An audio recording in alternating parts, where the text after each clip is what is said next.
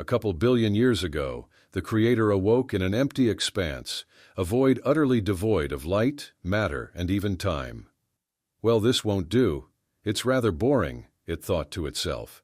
In an instant, but not, it had created vast seas of gas around itself, stretching as far as it could sense, and was content.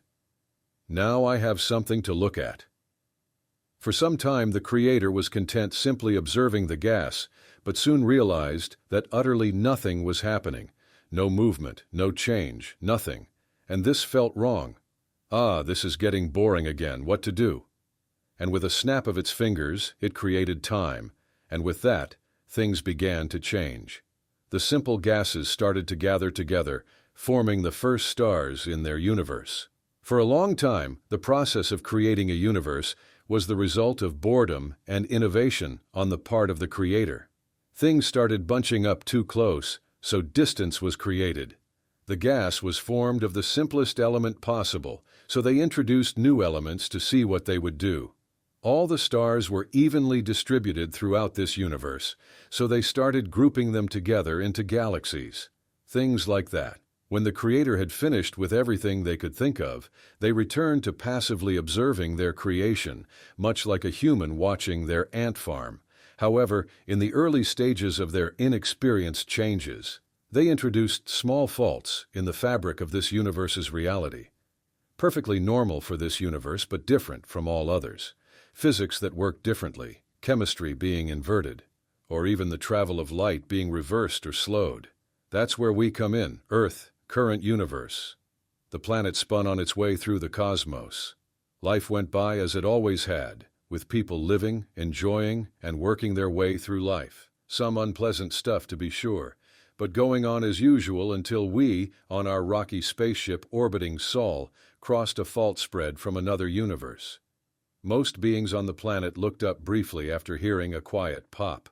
Some who were working didn't even notice, and those particularly heavy sleepers simply grunted, turned over, and gladly slept through quite possibly the greatest change in the planet's history. Scotland, United Kingdom, planet Earth, day 1 after the pop. James woke up slapping his alarm, grumbling as he always did to the shrill noise and the sound of rain on the window. Nothing new there. He got out of bed to start his normal day by smacking the power button on his desktop and stretching. While staggering to the kitchen to put the kettle on and put some food down for his cat, he wondered where the fluff ball had gotten to. After all, there wasn't a lot of space in James's small studio flat. While his old electric kettle struggled to bring its water to a boil, James decided to do the morning routine of pestering the cat, but first had to find whichever spot it had decided to sleep for the night. Bed? Check. Cat pod? Check. Sofa? Check. Behind the sofa? Check. This just left the old faithful big cat tree in the living room. But no, Bean was not asleep on the tree. "Where are you, Bean?" "There's food down for you, you little gannet," James asked his seemingly absent cat, when he heard soft snoring coming from above him. The cat was happily asleep above the cat tree, on the ceiling. What? The Creator, current time. They noticed a strange effect ripple through their universe, even feeling it to some extent themselves. Something not of their make or even universe had appeared.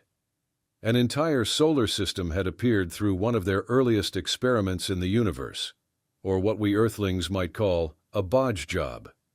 This new system was vastly different from the norm of others, with greater amounts of heavier elements, differences in the planets being mostly spheroid rather than oblong, even the apparent orbits appearing neatly, orbital. The most bizarre thing was on the 6th planet in, an entire new race of life was teeming over that planet. Life that it had not observed from the starting protocells to current form, nor did their cities and creations follow any of the normal forms or coincidences between species. What is that? Scotland, one day after the pop. James considered the enigma that was his now ceiling-born cat for a few minutes, panicking slightly but mostly confused as to what the hell was going on. Bean seemed perfectly fine, but just asleep. On the ceiling. "All right, this is fucking weird. Let's get you down," James said, and reached up to pick up, or now really pick down Bean, and noticed as his hands went above the tree they were pulled upwards, causing him to lightly hit the ceiling either side of the cat. Panicking a bit more, he went to grab hold of Bean and had to pull her down from the ceiling and had to adjust from pulling to supporting her as she passed the top of her tree, both waking her and spooking her. James carried his cat to his kitchen and put her down so she could eat, so he could pour himself a cup of tea and contemplate what had happened. Everything seemed normal, but he had no way to explain what had happened, and was trying to think of why, and more importantly why Bean was stuck on the ceiling, and why did his hands feel drawn upwards. He then looked out of the window trying to think and saw that what he assumed to be the normal spring rain was in fact sand. It was raining perfect yellow sand that beaded on the window, exactly like rain, tinting everything a hint of yellow and ruining car windshields. Interrupting his confusion, his ancient kettle clicked, indicating it had finally struggled its way to a boil, so he began to pour and pour and pour into the mug, instead of filling the ceramic and letting the tea bag release its brown nectar. The tea bag had instead swelled up and out of the cup like a muffin. I guess it's coffee then. The creator, one day after the pop. They observed this new solar system that had entered their universe and saw that not only did it differ from others via makeup and appearances, but also seemed to not be following the same rules as everything else. The physics and rules of their universe were in some ways similar, but also vastly different in some ways. Other objects like rogue planets had entered their universe in the past, but had quickly changed and altered to the laws of their universe. After a few hours to a few days, most of these lone planets or asteroids were utterly barren, and at most contained ice or elements that were only just being created through the supernova cycle currently, but were of otherwise little interest. This entire solar system appeared to be different firstly, in that it was an entire system, star and all, but also contained life, and seemed to be not affected by the current rules of this universe. Even the force of gravity was different, and it all seemed to stem from the star itself. It was projecting the rules of another universe onto its own.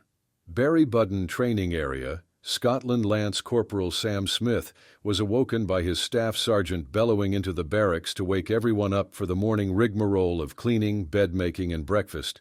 At least it's range day rather than drills, he thought, as his caffeine-deprived body struggled through the morning routine.